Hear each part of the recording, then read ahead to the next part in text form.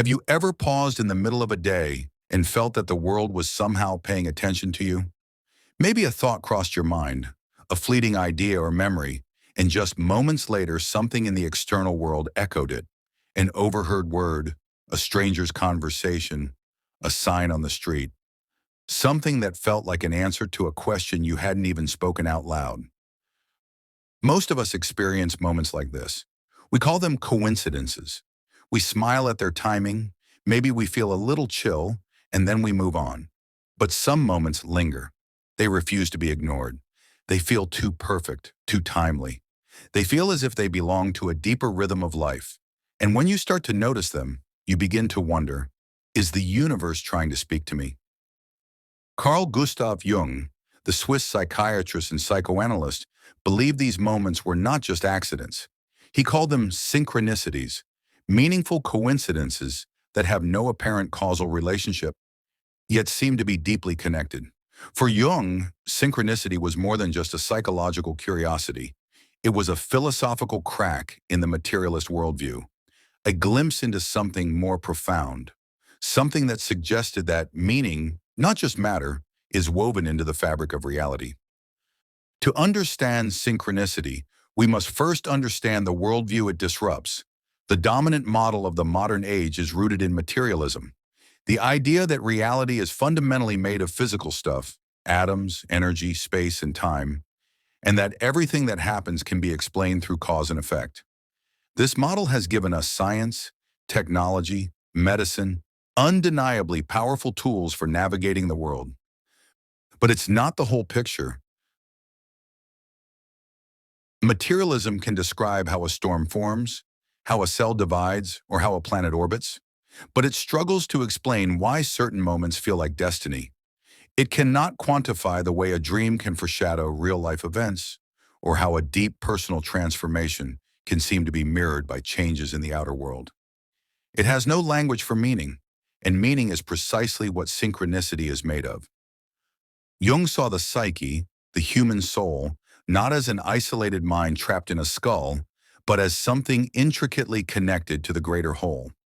He proposed the idea of the collective unconscious, a reservoir of shared symbols, archetypes, and stories that all human beings are born with. From this deep layer of consciousness arise patterns that guide our development, our struggles, and our insights. And sometimes, in rare and striking moments, these internal patterns are reflected back to us in the world around us. This is where synchronicity comes in. It occurs when an inner psychological state coincides with an external event in a way that carries meaning, not random meaning we project onto it, but a kind of symbolic resonance that feels purposeful.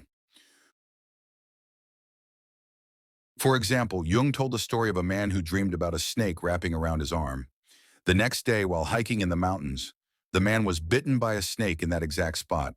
Or consider the countless stories of people narrowly avoiding accidents because something inexplicable delayed them. An intuition, a strange event, a forgotten item. In isolation, these stories might seem like flukes, but taken together, they begin to paint a picture of a universe that may be more interconnected, more aware than we realize. Jung's theory of synchronicity emerged through decades of observation and study, not just of dreams and patience, but of mythology, religion, alchemy, and Eastern philosophy. He was fascinated by the Taoist concept of the Tao, the unnameable force that moves through all things, bringing harmony when one aligns with its flow. He saw similarities between the I Ching's way of revealing wisdom through random patterns and the way synchronicities seem to carry messages in chaotic events. He also saw parallels with quantum physics. His collaboration with Nobel Prize-winning physicist Wolfgang Pauli explored the possibility that psyche and matter might be connected in a way science had not yet understood, a unified reality he called unus mundus, or one world. In this view, mind and matter are not separate substances, but different aspects of the same underlying reality. Imagine that reality isn't made only of things, but also of patterns. Imagine that your thoughts and feelings are not sealed off inside your mind, but part of a larger field of consciousness. In that field, a symbolic thought, a dream, a yearning, a fear, can align with an event in the world not through cause, but through resonance. It's like two musical notes vibrating in harmony across a distance. One doesn't cause the other. They simply sing together. Synchronicity is not magic. It's not a supernatural intervention in the laws of physics. It doesn't make the future predictable or give us control over reality.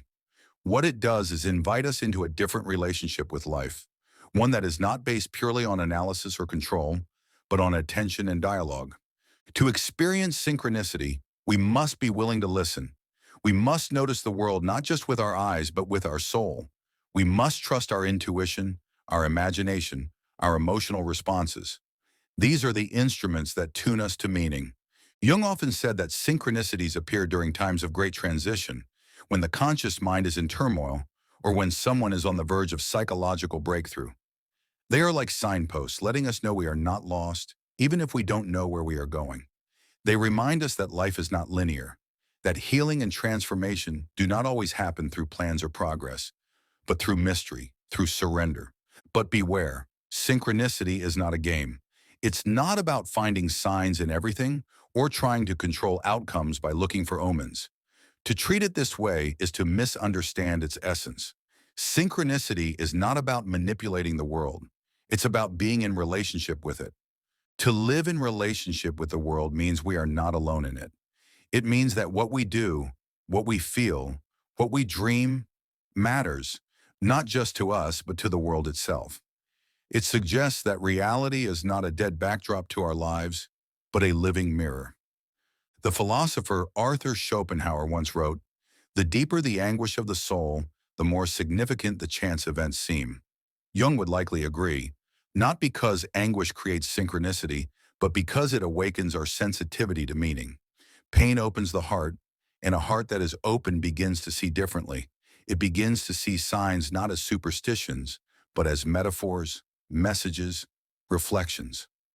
And it's not just in moments of crisis that synchronicity appears. It can happen in moments of joy, of deep love, of creative flow.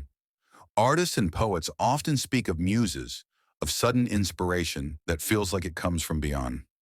Jung believed that the unconscious was not just a place of repressed trauma, but of creative intelligence, a source of wisdom that could guide us if we learned how to listen.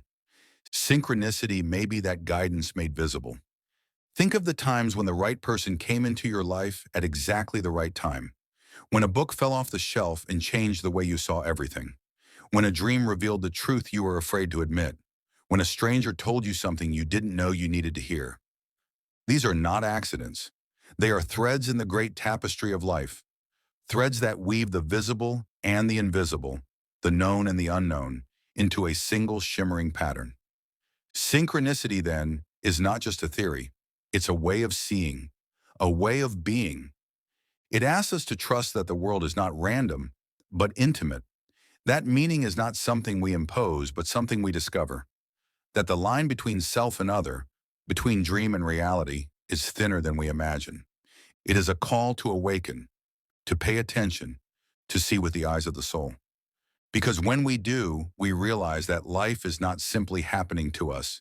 It is happening with us. And perhaps in some deep and quiet way, it is even happening through us. So the next time something strange occurs, when the inner and outer world collide in a moment that makes your heart pause, don't rush past it. Breathe. Listen. What if this is not coincidence?